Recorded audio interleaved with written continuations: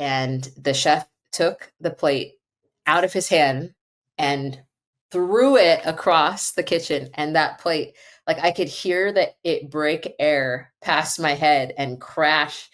And I will tell you, and it's such a visceral core memory, but I remember in that moment, I was like, this is exciting.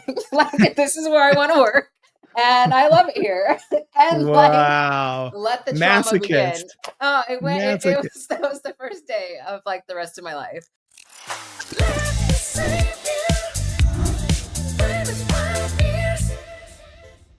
Did you know that just even forcing a smile onto your face can change your physiology, can release endorphins, serotonin, oxytocin, hormones to elevate your mood, make you feel better? It's all in today's podcast. Welcome to the Let Me Save You 25 Years podcast, where we unpack real lessons from the most successful people around tight topics that really bring new insight into ideas that bring success. Today's Shawnism is one that has carried me through some of the toughest times in my life. Smile anyway.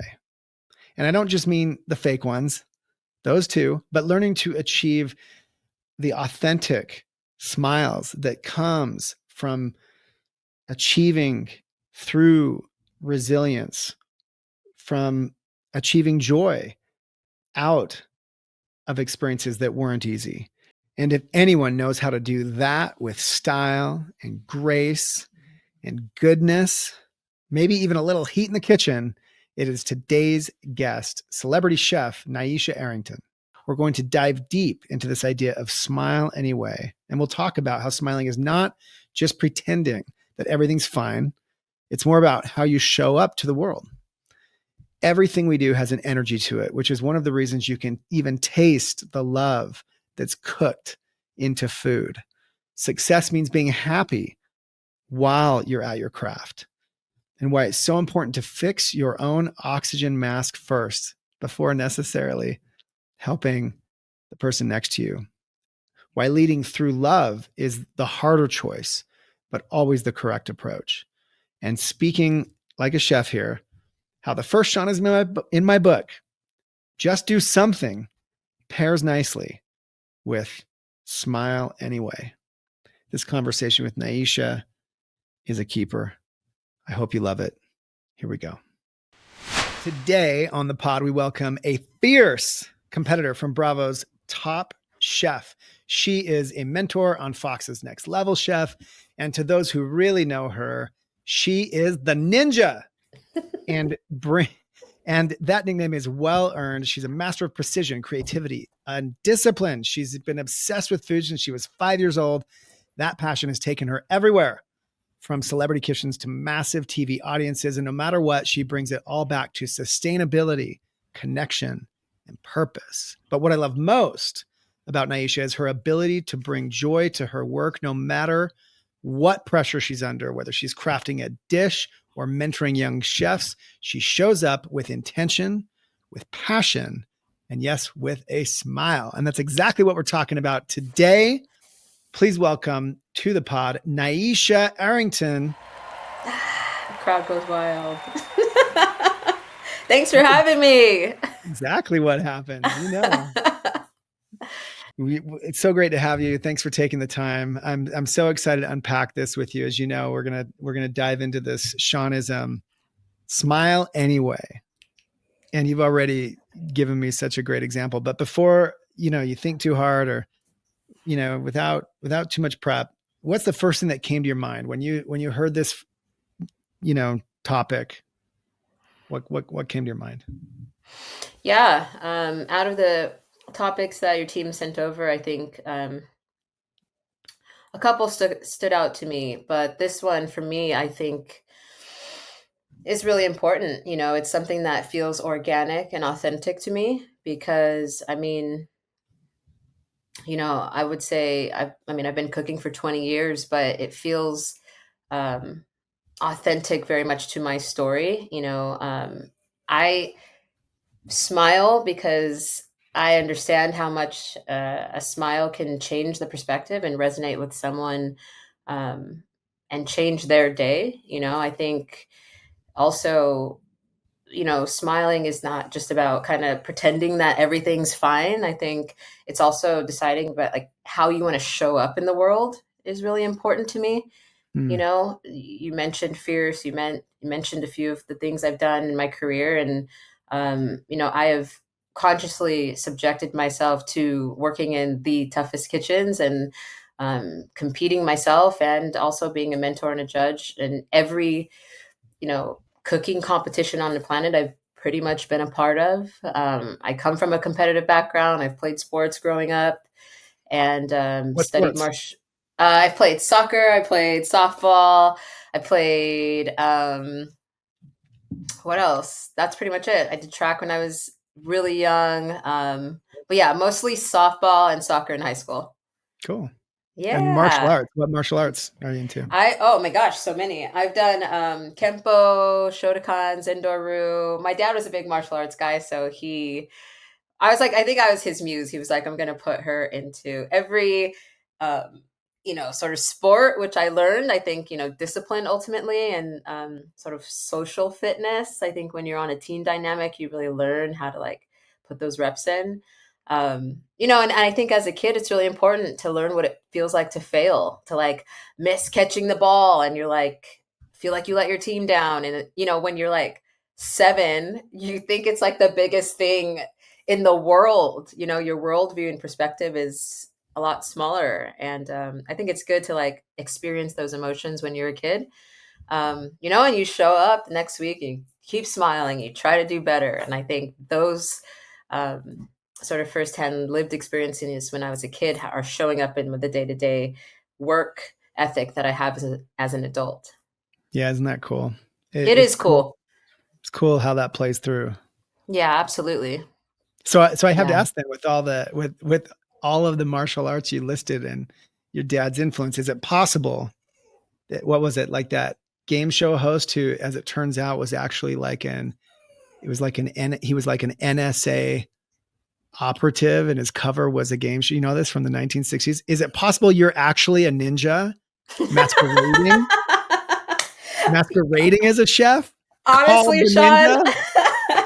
honestly, I mean, I definitely think there's a lot that I've learned in martial arts for sure that plays into how I cook, and how I got that nickname was Oh, in cooking competitions, and how I move, and how I like, the best way I can describe it is, there were moments where I can reflect and think back to cooking on the line, right? These tough, fierce, demanding kitchens, right? Michelin star kitchens where it's just the rail is filled with tickets, sweaty, hot kitchens, and you're putting out excellence, right? And I remember, these moments where you have to almost experience it like you're a Jedi.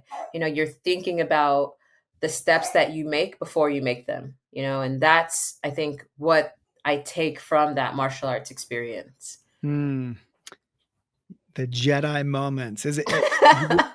I think that in many realms, you're probably touching on the idea of flow, right? Being in flow, in a flow state where, uh, you're able to operate at almost a superhuman level, it seems, both mentally, physically, executionally. And sometimes you even surprise yourself with what you were able to accomplish or achieve, or just even the feeling that you're able to experience in those moments. Is that fair? Oh, it's how do I want to articulate this? It gives me so much energy to hear it. People who experience that and are in flow can express that, because when you feel it, it feels superhuman. You're like, whoa, like, Mhm. am I a magician? And so it's really cool when everything's connected and you can actually think your thoughts and then express them. And that's what, in my like times when like even right on Next Level Chef and I'm mentoring and I'm like, okay, conceptualize your dish, right? Then you have to grab ingredients to then express that and then tell your hands to do the things that you want it to do and then put it on the plate. It's like harder than a lot of people would think, up against a time clock and so much pressure. But yeah, when you can get in flow, and I think that directly correlates with how your central nervous system is showing up. When we can Mm. feel regulated and we do the breath work and we can really get in our skin, like lots of great things are possible. Well, I think that, look, you're top of your game in the realm you operate. And I get to interview lots of different people who are the top of their game in their realm. And this is a common theme. And one of the things in this area that stuck out to me that I gleaned from another pro who got to give this speech at an event that I was at, he was talking specifically about the flow state. He studies it as a trained psychologist. And and this is cool because I've shared this once before, but I want to liken it to what you do because he said that the science has proven, the flow state is a real phenomenon where we're able to operate at much higher levels of output under certain conditions. And he said the kinds of experiences that are most satisfying and flow inducing usually involve three things. Number one, um, a bit of risk.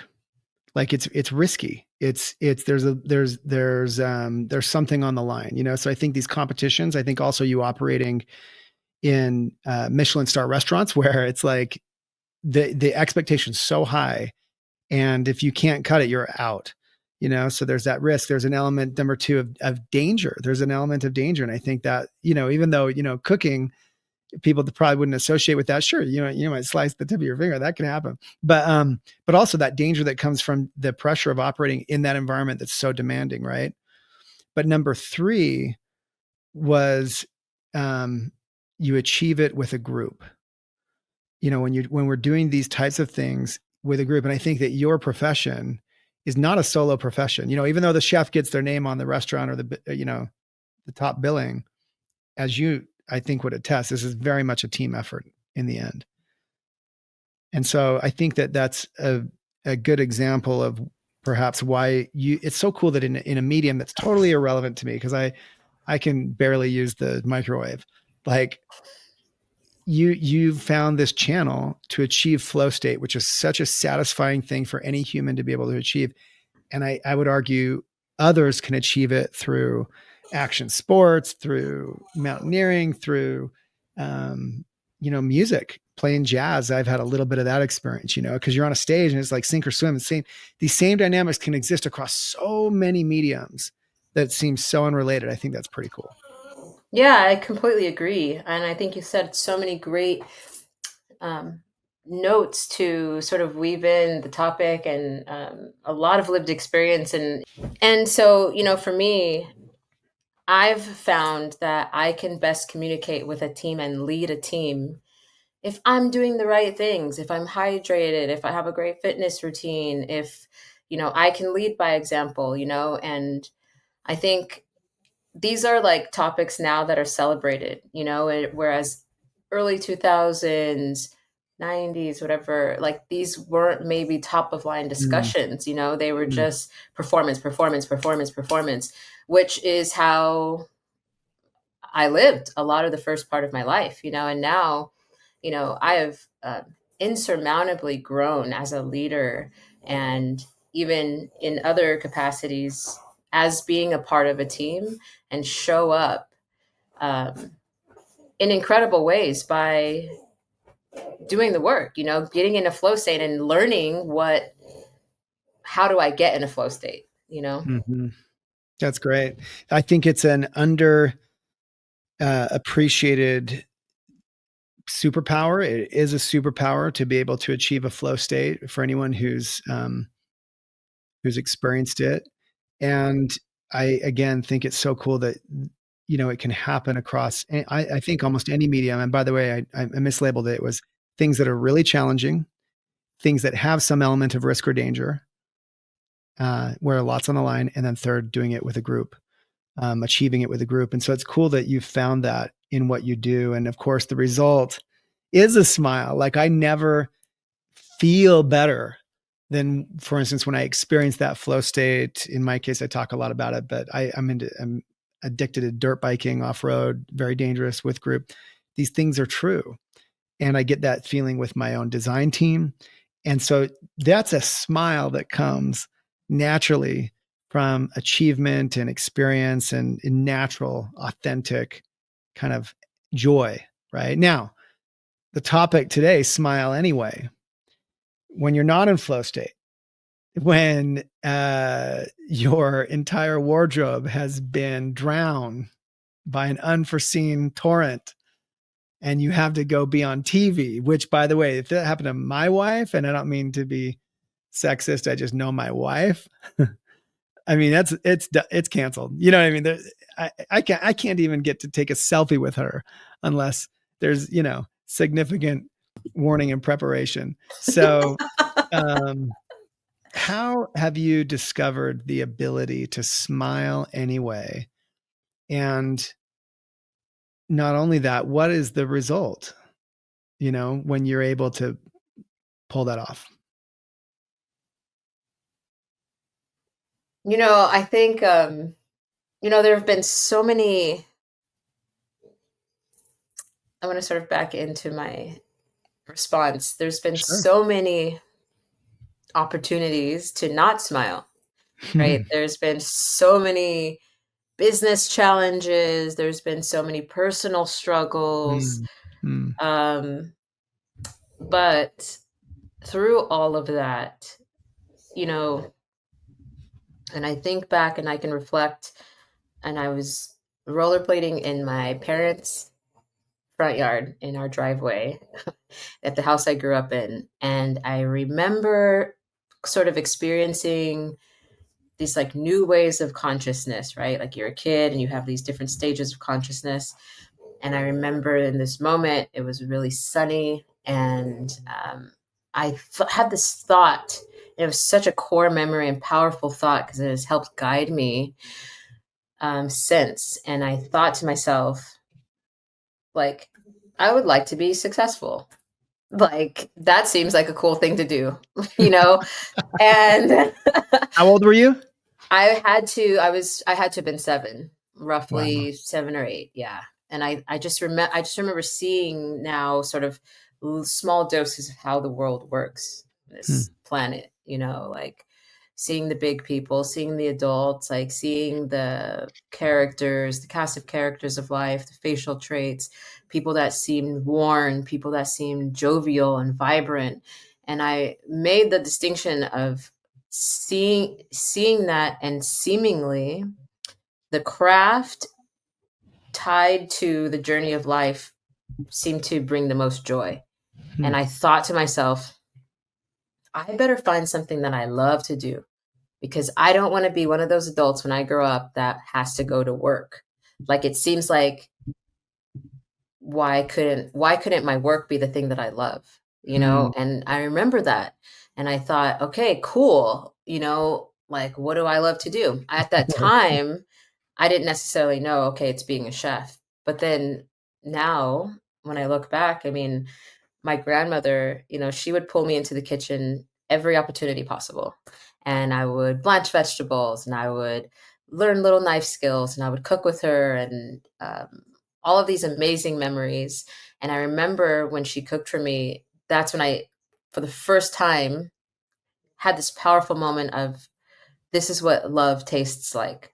Hmm. This didn't taste like a chicken tender at school. This didn't taste like a TV dinner or whatever it was. Like, when my Hmm. grandmother cooked for me, I remember this visceral moments of like, this is what love tastes like. Wow. And I believe in that. I believe that we have frequency. I believe that everything we put intention to has a frequency to it and an energy transfer. And, you know, I I remember that so distinctly, and I always wanted to like harness that and carry that with me. So, I say at 7 years old, I didn't know what I wanted to do, but it was always something innately in me. I remember she had us peeling garlic and my sister not loving the task. And I just remember, sort of switching brains into the more analytical side of thinking, okay, how do we have to do this thing? And like grandma's grandma, and she's going to make sure that we complete the task before we go play. And I was like, okay, like that is a fixed outcome. So like, how can I finish this efficiently so that I could go play sooner? And I remember, making up a technique of like smashing the garlic to get the skins off, because I remember it was so sticky and so annoying, and I Mhm. just didn't like that feeling. Yeah. And then I was like, okay, if you smash it or like, use this bowl, the skins come off. And then I was able to like peel it all quickly and So you process it. innovated that on your own. Yeah, when Yeah. I was a kid, Yeah. this was maybe 5 years old. And so, Mhm. I say all that to say, I just remember that moment of thinking and looking at the adults and being like, okay, like this person has to go to work. They don't look super stoked about it. Like, how do I flip that for me? And, when I think back, I was always in the kitchen. I was always, I told my dad I wanted to open a restaurant when I was 9, and I named it, and I said that Mm. every day I wanted to be a different cuisine. And I That's wanted cool. to do, isn't that cool? Because I Yeah, remember like it is sitting in cool. the back seat of my parents' car and looking at different businesses and thinking, oh, restaurants are such a cool place. But I was like, why are they all one thing? That didn't make sense to me. And I was like, a restaurant could be whatever, Indian cuisine, it could be whatever, LA cuisine, it can be Mexican. And then my dad was like, oh, that would have to be like a really big pantry. And I was like, oh, that's interesting thought. But I was like, yeah, I'm going to call it A plus one good restaurant. Cause I was like, that's all the best things. That sounds great. And I remember standing in the I kitchen with love my it. dad talking about that. And it could have been literally the same day, that I started to sort of get these first reps in on how to use my brain,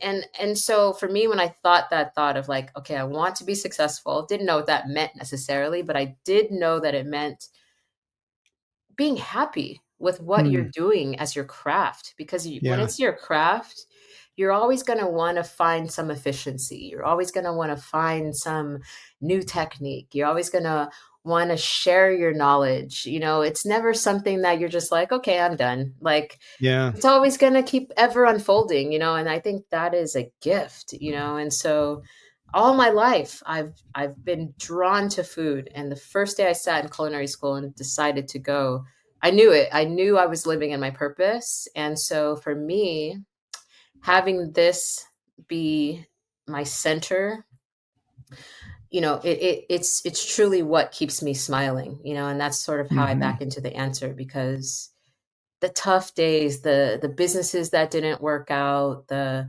days when a dishwasher doesn't show up, and it's the first day I've had off in 6 months, and my eyes are bleary, and I go in and have to wash dishes or whatever, you Yeah. know, and you still show up and you do it anyway, and you do it with a smile.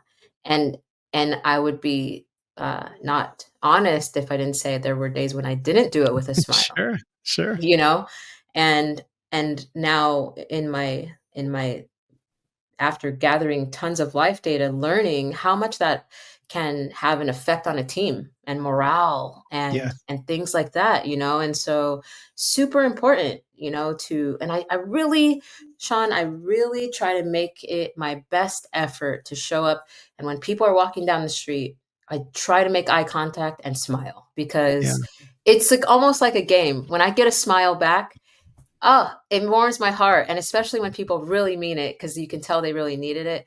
And a lot of people, if they don't and they take it, or maybe they'll smile to the next person. Who knows? But a smile, I think, is so so so so cool, so important. Even when things aren't great.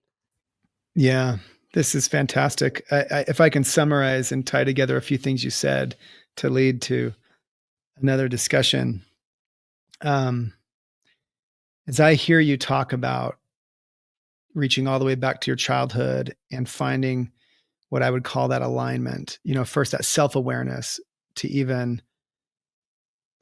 be aware of what you want, like you wanted to be successful, whatever that meant at the time, being aware of what you love so you could align with that, like discovering and paying attention to your, moments of joy that allowed you to make the connection that if I could put myself in a position where I got to cook all the time, I could be happy there. Therefore, the opportunity to smile maybe authentically and naturally is more common because you're not stuck just doing stuff that you hate. There's their baseline for those smile opportunities. But then you took it further, right? And you said, even when you have to show up and do the hard things, sure, we all have tough days, and sometimes we don't. Sometimes we don't smile anyway. But the best of us, and you're one of those, do much of the time, most of the time, because you've learned, I think, that is what being a professional is. It goes beyond just being a great chopper of vegetables, and it's about being a great human. And if you can be both a great human and have put in the reps to be a great chopper of vegetables, then you land at the top of your game, like where you are, as opposed to just, having a job in cooking. And that is something that I see across really all of my guests here. And I think it's underappreciated. I think a lot of people want the outcome without putting in the work, not just in the craft, but the work it takes to put on that smile when it's not as easy. Hopefully you've aligned your life in a way that makes it easy some of the time or most of the time, but it will never be all of the time.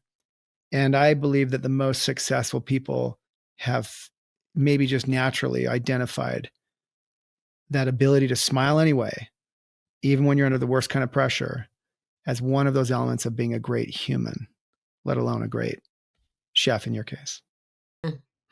Yeah, that word alignment is so powerful. It really resonates. I think all great things can come from there, and I think it's not to be confused with this idea that like, oh, everything's aligned, like everything's easy, No, I'll no. just like skip and a jump and Which, by everything the way, is smile, never true. I don't care how right? rich they are, how famous they are. It is never, ever true. Right? Right? It's hard. You got to like get up and dust yourself off and do hard shit. And it's very Mm-hmm. difficult, and the idea of smiling anyways and always trying to get back to that alignment is what Mm-hmm. the North Star is. Like that's what keeps the smile on because you're always trying to get back to that alignment. And it's so important. It's so important. And So at the and I top of say this, that, please. go ahead. No, keep going. And no, and I say that now coming from a place of being whole, because I think when you're building yourself, through your 20s, through your 30s, maybe it's not a chronological thing, but you're kind of data collecting. And now you kind of have all this like, okay, like I kind of understand how the world works. And now, Mm, how can I share that to kind of show and give perspective to other people? yeah. Yeah, that's fantastic. And that's cool that if you feel like you're at a place where you've, I don't know, achieved something, landed somewhere, you feel more whole.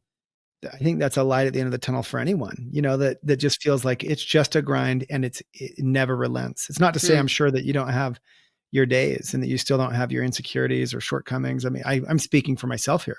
Oh, for sure. But what a blessing to know that you can get to a place where you at least feel like you have enough bandwidth to maybe uplift others a little bit, to maybe Mhm. share more, to maybe, you know, you've fixed your own oxygen mask. So let's Ah, reach out.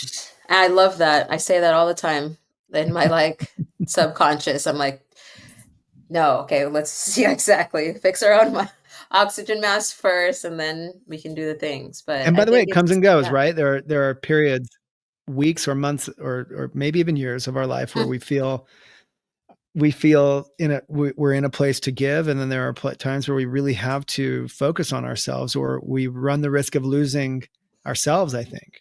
100%, 100%. It's so important, and I think yeah, finding that core and watering ourselves is so important, and being a I mean, for me, I feel like I'm this like almost chronic like student of life. I like love knowledge. Like I love Cool. conversation.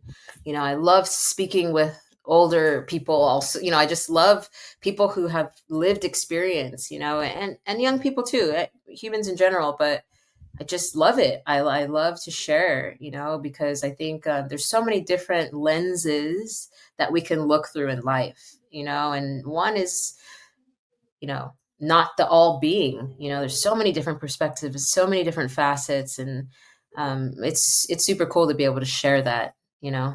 Yeah. Well, and speaking of pushing ourselves to do hard things, you know, you just mentioned you have this feeling of being this endless student of life, or however you termed it. You know, at Lovesac, we have this core value, or this table stakes value, meaning like just to be here, we want you to be an insatiable learner. It's one of them, Mm, being an mm, insatiable learner, right? And I have this insatiable. It's not like, oh, I've figured out enough, like I can do this job.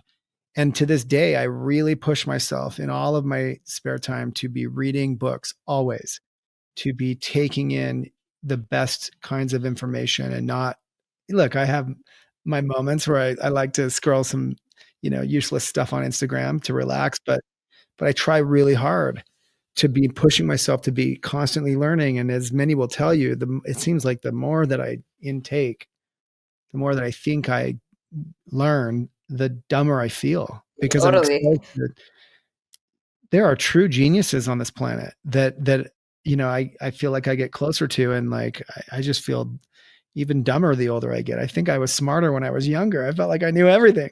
Oh, tell me Um, about it. I felt it's wild, man. invincible. Like any genre of literature that you gravitate towards to sort of like fill that I voice. try to read useful things, what I would term. I have a hard time. I push myself to read one novel a year, Okay. just because I've read somewhere that reading novels increases our empathy, somehow our Mm. ability to connect with humans by good writers, as opposed to even just watching movies. But that can do it too. And so I push myself to read one novel a year, but mostly just nonfiction. I like to learn facts and ideas and philosophy. I especially like psychology books, that are based on psychological kind of findings. So Dan Goleman, emotional intelligence, psycho-cybernetics, Maxwell Maltz, some of the classics, and then the new stuff that's all built on top of that. Our minds are just, look, even the best scientists in the world can't explain how we wake up. Like, what is consciousness? Literally, like, what is the moment between, they can track our brainwaves, right? Between being asleep and waking up, but they cannot figure out what it means to even be awake, what it means to have consciousness, being able to think about our thoughts, because no other animals can do it in the way that humans can do it. We know that. And they cannot induce it. Like when people are in a coma, they can Right. do things to hopefully bring them out of a coma, but they cannot jumpstart the human brain because they don't even understand what it means to be conscious. What's my point? My point is that this meat computer that we've all got up Yeah. in our skull is incredibly complex and incredibly capable. And it's up to us to spend the few decades we get on this earth to learn how to utilize it. Totally. And try to tap into and expand that, if I may, because it's like I believe that we're probably not accessing as much as we think we're capable of Yeah. in the consciousness. Okay. So with in the top of this interview, you mentioned authenticity a few times, and I think that's an important concept to be conscious of and to be in pursuit of. How do you square that up with the idea that we smile anyway? Isn't Mm. that somehow inauthentic to, you know, put on Sure. that smile when things aren't great? Why can't we just show how we feel? Like if we're just not feeling great, why can't we just not smile? How about that? How do you think about squaring that up? Yeah.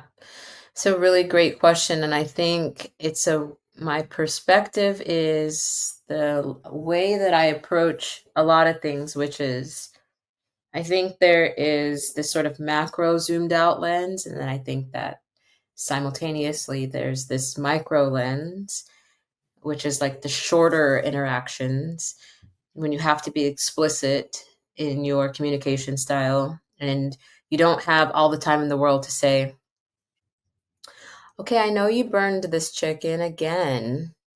And if you could like not do that again, that'd be like really great. Okay. Like, no, I have to be like, say my things very explicitly and probably not with a smile and probably with a raised tone of voice, you know, and then hours can go by and service ends and I can maybe readdress a situation at a different state and maybe end the conversation with a smile. But I think that there's authenticity in both. I think that it would be inauthentic to always, pretend that you're happy or wear that smile on your face. I think um, really the goal is to kind of surround yourself with enough people who have that emotional intelligence to understand that there's authenticity in both, right? There's a myriad of like expressions and they can all have the essence of a smile, but not literally on your face, Sure. if you're Yeah, I not mean demeaning someone. Yeah.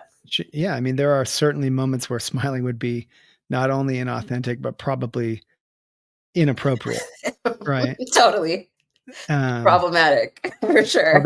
there's this line in the Bare Naked Ladies song that I love because he says it's in that annoying song that's like their number one hit. Yeah. Was that 1 week, right? You, Yeah. something to the extent of like, I laugh at a funeral. Yeah. But by the way, that's a weird psychological reaction that many people have. Like when something, Interesting. even when, like if someone says, "Oh, so and so died," there's a reaction that some people have where it causes them to like kind of laugh inside, like smile, and it's like Interesting. totally involuntary. Anyway, Right. speaking of inappropriate reactions, so look, there's a time to be intense. There's a time. How do you think about, okay, in your world? Yes. Okay, in my world, Steve Jobs is celebrated because he was just such a an amazing force in both business and creativity and product design and everything else. With that came in the early 2000s a celebration, veneration, and mimicking of Steve Jobs' ways to the extent that he was also a complete a-hole. I mean, he could downright belittle and berate people and reduce them to nothing.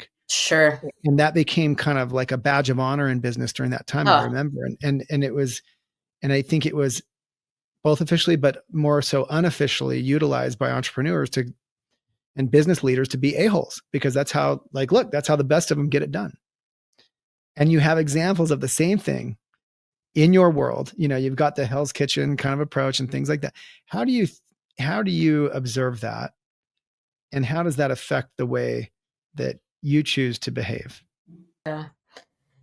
I lived a lot of that. And earlier I kind of mentioned that early 2000s mentality. And a lot of the kitchens that I came up in Mm-hmm. were these like rough, rugged, tough sailor ships. The Mm. Anthony Bourdain, just grit, gully kitchens, like, and that's how it was, and that was an era, and I imagine probably deeper, the preceding generation, probably even worse, and I'm sure they Mm. experienced. It's just was part of the culture, similarly to the comp that you gave. And it was and we wore it like a badge of honor, and I remember at that time, pre who I am today, consciously at times telling myself that I will be politely leaving my soul at the door here before I walk into this kitchen to freaking Oh, survive. I'm not like, that is so real, Shawn. Like, wow. like the stories I could share, like you wouldn't even believe, like the things I've seen, the things I've experienced, but it was like you fucking show up every day and you just try to be better every single Mm. day. You completely walk through that kitchen a robot to try to be the most efficient cook chef that you can be, for one goal in mind. And I say like chefs are a specific breed of human. We are Mm. very good at adapting. We are very good uh, at learning a grid. We are very good at like being analytical and creative at the same time. Mm. And you could input any task into that, and we'll figure it out. Generally speaking, and I think that drive and like how our brains are built is the only thing that keeps us coming back, and this also this sort of sense of um, community around like being in this like underbelly. Chefs are kind of like that, the tattoos, and we're like part of a gang, or like, like it's more Then of you're an in older back. school. I mean, like, That's the unless thing. you unless you become famous, Yeah. which ultimately is super rare, Yeah. and even then, how many, humans are really paying attention? Yeah. You're literally in the back. Yeah. You're behind the scenes, Yeah. this whole, um, enclave of people. Because by the way, the Yeah. chef is one thing, but then there's 2 dozen other people doing the work Yeah. that are totally unseen. Yeah, it's true. And you kind of thrive in that because you're like, okay, cool. Like I'm a part of a team, but I'm like the bones of it. I'm the backbone of the team. Mm. And you wear it as a badge of honor. And as we're having this conversation, there's so many vignettes that are playing in my mind of like moments that I've experienced that I are like mildly repressed, that it's like Give me they one. were cool. Well, Give for me one. example, one of these kitchens, right? I was a saucier, and or they call it a viand. So you essentially, it was the first Michelin starred kitchen I ever walked in.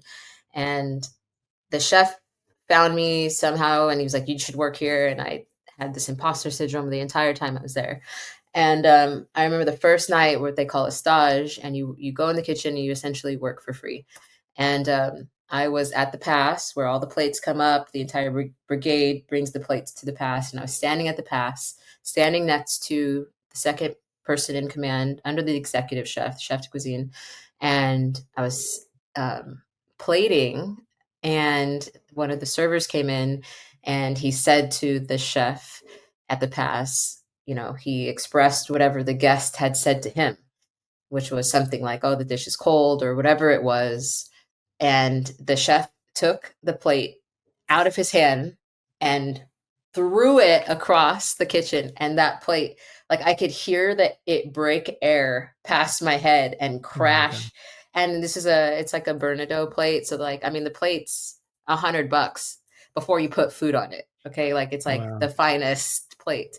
And I just remember it just like, whoa, right past my head. And I will tell you, and it's such a visceral core memory, but I remember in that moment, I was like, "This is exciting! Like this is where I want to work, and I love it here." And like, Wow. let the trauma begin. Masochist. Oh, it went. It Masochist. was that was the first day of like the rest of my life, literally. And so, yeah, no, masochist is about right. And so, yeah, it was just more years of that. And so, like, yeah, but you just there's something you know that But by just the way, keeps hold on. Isn't it true? driving you. Isn't it true that in that moment, as an aspiring saucier, Yep. you knew that you were in a legitimate 100%. kitchen somehow? That 100%. experience is like, okay. It's kind of like when okay, so I speak Mandarin. I spent a lot of my life in China. It's a whole story. But when I walk into a Chinese restaurant, I can tell just by the way, first of all, of course, who's sitting around me, but the waiter's speaking to the tables. Is this a real Chinese restaurant, or is this like, Yes. uh, whatever, Yes. hawking Chinese food for the Americans? And you just know it's like an instinct thing once you've been around it. And so that's so interesting. Now, to that end, with these gnarly experiences that you've had, and that's like you said, that was just one that happened to you happen to share. Then how do you square up this idea of, you had the curse of coming up in the early 2000s when that was the state of affairs, and it was brutal and to some degree excused by what was happening on TV and in real life. In that category, you also had the blessing of coming up at a time where that made you strong and tough and capable, and obviously brought you to the top of your game. And now, as we live in a society that I think is becoming, in many realms, maybe not yours, I don't know, more genteel, Mhm. more able to be both tough and loving at the same time, Yeah. where also it's almost imposed upon us because of laws and litigiousness. How do you think about that? Wow, that's that's summed up the entire last 20 years of my career. Like, 'cause it's been a roller coaster, because similarly with a lot of entrepreneurs, as you mentioned, I led the same way, and I'm not ashamed to say Mhm. that because I think, lived experience is important and it's important to honor. I still love that person, me, in Mhm. 2008 when she was the youngest chef in the building running the kitchen and she didn't know how to be a leader yet or whatever. And she And learned had this, to fling the occasional plate or something. or whatever. So many Whatever. things. Yeah, Yeah. totally. Okay. Absolutely. So Yeah. now how do you reconcile it? How do you reconcile it to, I'll call it, where leadership, I think, is where it's kind of come more full circle. I'm not even talking about chefing, but that too, how do you reconcile it? How do you reconcile the need for the pursuit of perfection and Mm. excellence Wow. with the ability to be more humane? Or is Yeah. it not reconcilable? Yeah. Well, I think there's a huge, I was going to say, almost going to say undercurrent, but it's actually really starting to really come to the top. In my industry, in the field of cooking, it was really dark. We started really losing a lot of great people, Hmm. you know, and You mean there's to what? Are you saying to to suicide, taking to their depression? lives. Yeah, absolutely. Mm, There's a mm, lot of abuse, of alcohol, drug abuse. There's a mm, lot of darkness. There was, it's starting to come to the light in the industry, and I yeah. think it's really cool to sift through these things and talk about them and bring them to light and and see that there is a better way to lead. And I would say now with leadership, not just in my field in particular, I think it's almost like a flex as a leader to be able to say like I am so in my skin that I can communicate effectively because ultimately when you're pushed to the point of yelling, raising your voice, berating, all these things, you're coming from a place because you yourself are not regulated, Mm, so it's more difficult to express your feelings in a way that someone can receive them and then do a great job that is not out of fear, right? It's not a mm, fear-based style of leadership. And I don't get me wrong, I really believe that high pressure is important for excellence. I believe you should feel pressure, but I think there's a difference between healthy pressure and the pressures of I'm going to put you down and berate and do all the things to make myself feel higher. I think there's a or to make difference. good TV. Pardon? Or to make good TV. Or to make good TV. Yeah, which, I think authenticity is important. Like even how I lead, I'm in their butts. I'm like giving it to them, and I'm pressure. I put pressure on my teams because I don't want to accept just whatever. It's like you guys need to know there is time restraint. You have 5 minutes left. Like you're not gonna make it. Like if you don't move your ass. And so I think that now it's important. Leadership is such an incredible topic that people are Mhm. exploring and sharing ideas, and I think that the strong person can use that as a flex to be like I am so incredibly regulated that I'm going to express myself and also have empathy for the person receiving the knowledge. Yeah. I mean, I like how you put it. I think that both methods can be effective. There's no doubt. It is the more challenging of the two types of leadership to somehow get to excellent results, very high demands, while leading with some form of love versus some form of fear, anger, and hostility. Both can be Yes. effective, but the former is the harder version. and I believe is, of course, I'll judge it, the morally more right version, better for the world version, better for human beings version. Because, by the way, don't forget that while we're making fantastic, 5-star dishes, we're also human beings living our lives, and it might as well not totally suck. And it's one of the Shawnisms in my book, Let Me Save You 25 Years.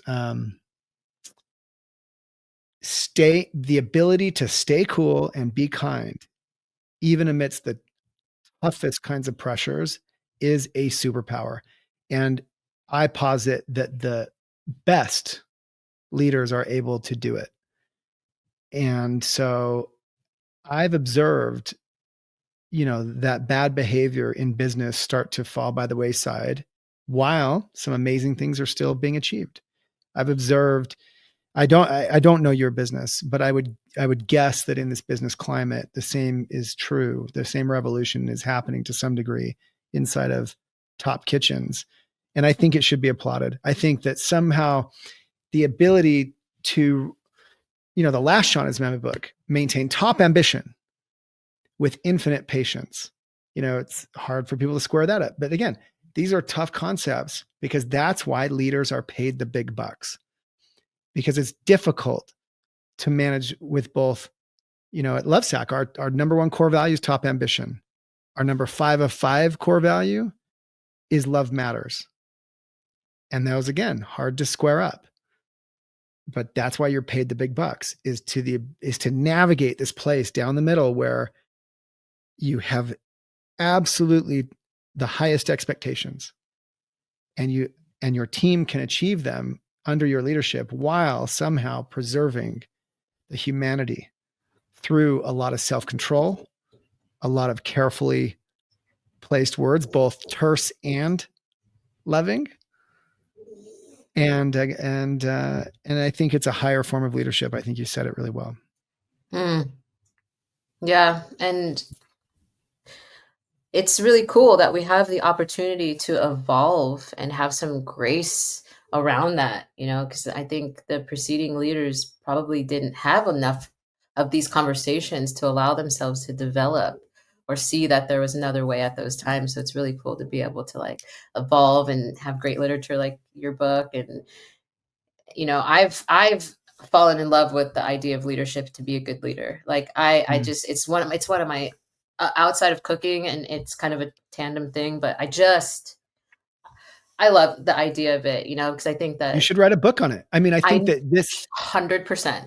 yeah, this genre you're in, and maybe it's out there and I just haven't discovered. I'm sure it probably is, but like, this genre you're in is such a cool one because so many people, look, everyone eats food and everyone's seen cooking shows and everyone kind of understands the dynamic that's happening in these kitchens, real or not real, because it's been a prolific topic on TV and otherwise. And it really is a cool microcosm for leadership because it's Yeah. not thousands of people necessarily. It's 20 people. And of course it can be a chain of 1,000. It can be a lot of things, but I think it's a really cool place to come at from a leadership capacity. I think you should do that. Yeah, you're probably right. It's similarly, I think, I mean, I've come out of a lot of like oh, I wish I would have done it this way or that way, and Sure. and not done the fear-based stuff. But that was my lived experience. And it's like I only knew what I knew at the time, and I'm and Yeah. I'm such a different human, and it took 20 years of work of constantly tooling and chipping away and getting to that diamond with all, and I mean, I'm very much self-made. I came from a blue collar family. I've carved out and presented myself with opportunities because I worked for them, Mhm. That's and cool. it's an uphill battle to say the least. Yeah. I think it's really um, fantastic that you've been able to navigate that and that you're conscious of it. And look, I think it comes back to our topic today, right? Besides all of the leadership, besides all the self control, besides, our own higher abilities to manage our anger, frustration while pursuing excellence Mm. is this very simple idea: smile anyway. You know, you're feeling terrible, bad day. You're and you know, there's tactics, and I'd like to hear if you have any. One tactic I'll share that stuck with me out of one of these books I read. You know, is like as a CEO, you got to be careful not to kind of leave your office to go to the bathroom all stressed out, because people take cues just from your body, just the way you Sure. walk off the office, and they, you know, what's going on? Like someone's getting fired. Mm. Oh, you know, the Mm. economy's going down. Like sales must be Mm. bad. And so, you know, their advice in this little leadership book I read was simple. Like whenever you cross a threshold, smile, just put it on. And what's funny is, man, it's embarrassing. I'll be at my in-laws' home watching the Super Bowl, and I'll come out of the pantry and bang, like a little smile on my face, because I have so much muscle memory Yes. of I cross a threshold, I smile. And you could call it inauthentic, call it whatever you want, but I don't care. It has become muscle memory. And I think it serves me well, because at least I'm not, you know, just grumpy Shawn, because that's pretty easy as well. I got a lot on my Totally. mind all the time, right? Do you have any tactics that have helped you smile anyway, amidst all the ups and downs and vicissitudes of life? Yes. The biggest game changer, and it's a very, very, very close second to how passionate I am about food, is fitness. 2019, I met this group of women, and they were bosses, CEOs, moms, well-to-do people, and it was the first time that I saw an incredible group of powerful women. I've always been, and I don't regret this, it's not a negative thing, I've always been led by men.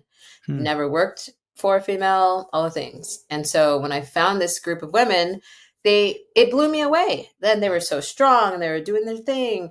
And that changed it for me. And that was Cool. 2019. Yeah. And I will never look back. I've prioritized my health above everything, about putting on your own putting on your own face mask first. And I have a rigorous fitness routine, and I prioritize that over everything, and everything else has fallen in line with that, from how I feel my body, how much time I spend in the sauna, my cold exposure, my sleep regulation, my aura rings, all the things. I have all the data, and I love it because I find that when I feel good, my output is good, you know. Wow. That's fantastic. And it's such a good, it can be difficult for people when they're in the grind to think, but I don't have time to work out. Like who are you kidding?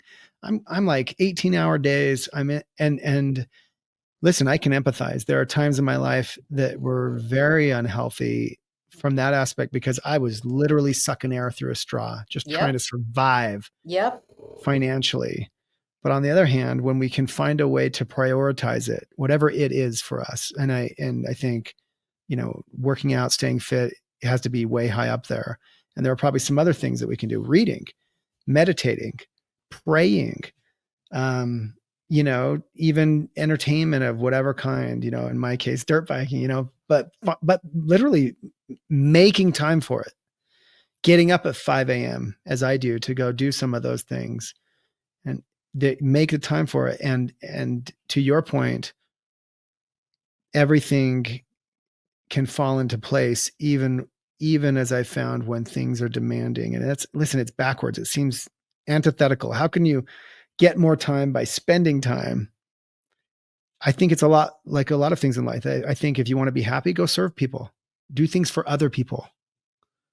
You want to be happy, do things for other people. That doesn't make any sense. Like, you know, I'm already tight on time. I'm just telling you, it's a key to life. And so, finding these core behaviors, habits, practices that you can have a little bit of faith in, maybe just because, you know, Nyesha said it, right? Like, get a rigorous workout schedule, and the smiles will come more naturally. Develop some of these core practices, and the smiles will come more naturally. Find alignment in what you get to do for a living. And what would you say to people, and we'll wrap up, who, unlike you, never found or haven't found that alignment with their job, let's say, um, and maybe they're even far into their career. How can maybe they're stuck in their career? What advice would you have for someone who can't get to alignment in that way? Is there any other way that they can hope for uh, more joy? Mm, I believe so. And not to put my sister's business out there, but I don't think she would mind if I mentioned this. But Mm, I'm so proud of her because her and I, it's a literal, we're in it together on a study of this because we're not too far apart in age. And she has always said that, like, oh, I never found my thing, mm, and she is now finding her thing, and she's blossoming, mm, and caring for others, and it's so beautiful to witness and be a part of and encourage. It brings me so much joy, because I spent 20 years just head down at the proverbial cutting board of life, just so encapsulated. And now to be able to share that, with others and share my tools that I've learned, things that have worked, what hasn't worked with her, has been so valuable. And the thing that I offered to her was to just start, just take a step, and to, if something doesn't work out, like, it doesn't mean that life is over, and to kind of honestly kind of get over the fear of things not working out, I think is mhm, important when people don't find their thing or don't know where to start. Probably generally get caught up in that, like, analysis paralysis thing. And, like, it's okay to, like, fail a lot, and not have things work out. And I think also it's important, in my perspective, to have a good sort of social community, whatever that looks like for the individual, whether that's going to volunteer or going to the YMCA and picking up knitting, or just doing anything really could lead to sparking something in your brain that you get fired up about, and you're going to notice it. I think our bodies are going to notice that. So I think it's just to find a community around and build around anything, going out to find a walking club, or, as I mentioned, knitting, or what it is, whatever it is, if it's an online community. But I think a sense of belonging is really important. And I think a lot can come out of that when different conversations are sparked. I love it. Great advice. I mean, just from this conversation, right? We've talked about the physical, uh, pursuing physical fitness as a path to more joy and fulfillment. We've talked about the intellectual, being an insatiable learner, both of us in our own ways. We've talked about now the social. You touched on getting out there and just putting yourself out there, and the spiritual. Making room to be introspective and meditative. Finally, just do something. Hmm. It's the number one Shawnism in my book. Just do something. In my case, I was 18. I got off the couch, made a big beanbag just because I thought it'd be funny, but I did it. I didn't talk about it, I did it. And now I get to be the CEO of a public company and have thousands of employees. Like, there's no way. By the way, in the middle of it, 10 years in, I didn't ever think that was going to happen.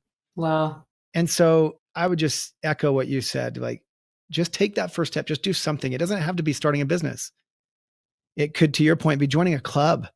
But if you feel like, too many of those smiling opportunities are forced or even non existent, just do something. I love that.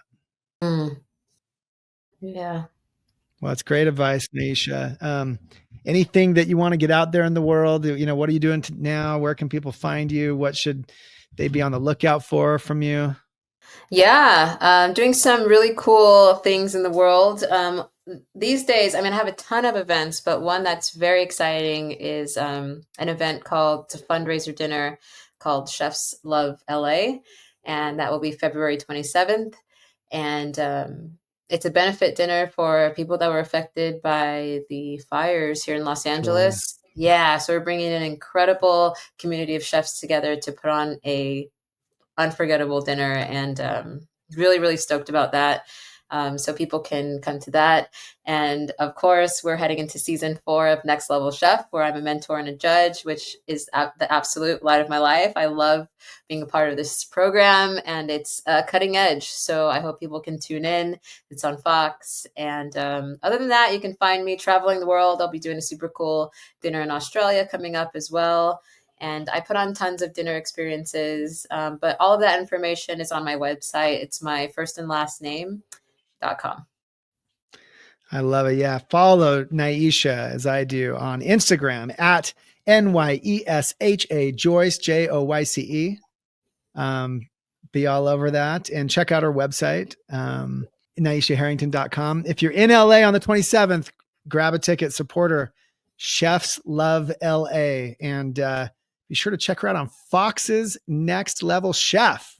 Season 4 just out. We'll follow it. We'll stream it. Thank you so much to the Queen of Cuisine, the mentor on Michelin, the doctor of the dish, the ninja, maybe literally herself, Nyesha Arrington. Thank you. Absolutely. Absolute pleasure. Thank you. And remember, whatever life throws at you in any situation possible, just smile anyway. It just might save you a chunk off your own 25-year journey.